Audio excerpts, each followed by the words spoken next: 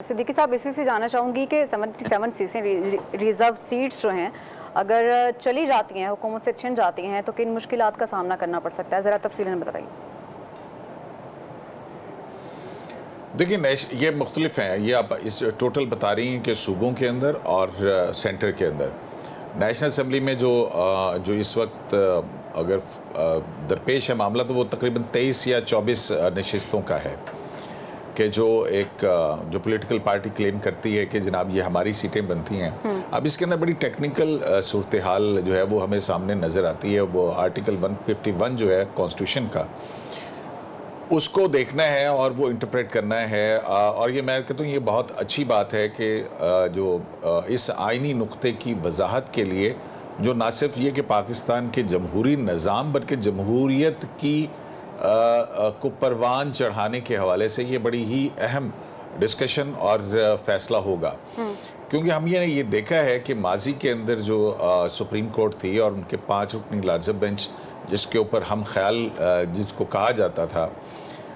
وہاں پر ایک کانسٹیٹیوشن کو یعنی 63 کا جو 63A ہے ڈسکوالیفیکیشن کا کہ منحرف رکن کا اگر وہ اپنی پارٹی پالیسی سے اگر ووٹ دے دیتا ہے عدم اعتماد میں یا بجٹ کے اندر، تو پھر وہ اپنی سیٹ پہ برقرار نہیں رہ سکتا۔ تو اس پہ ہم نے دیکھا کہ اس پہ 2 فاضل جج صاحبان نے کہا کہ یہ ری رائٹنگ آف دی کانسٹیٹیوشن ہے کہ جس میں یہ کہا جائے کہ ووٹ شمار نہیں ہوگا، تو اس کے بہت زیادہ پولیٹیکل ریپرکشنز جو ہیں وہ یہاں پہ سامنے آئے تھے۔ اب دیکھنا یہ ہے کہ ہمارے سامنے 2 مثالیں سامنے ہمارے ہوں گی کہ جو سپریم کورٹ آف پاکستان ہے وہ اپنے آپ کو آئین کی جو لینگویج ہے اس کے اندر رہ کے وہ کیا انٹرپریٹیشن دیتی ہے، جی، کیونکہ پھر کہیں ایسا خطرہ تو نہیں ہو رہا کہ ایک مرتبہ پھر جو کانسٹیٹیوشن ہے اس کو ری رائٹ کرنے کے حوالے سے بات کہیں آگے نہ چلی جائے،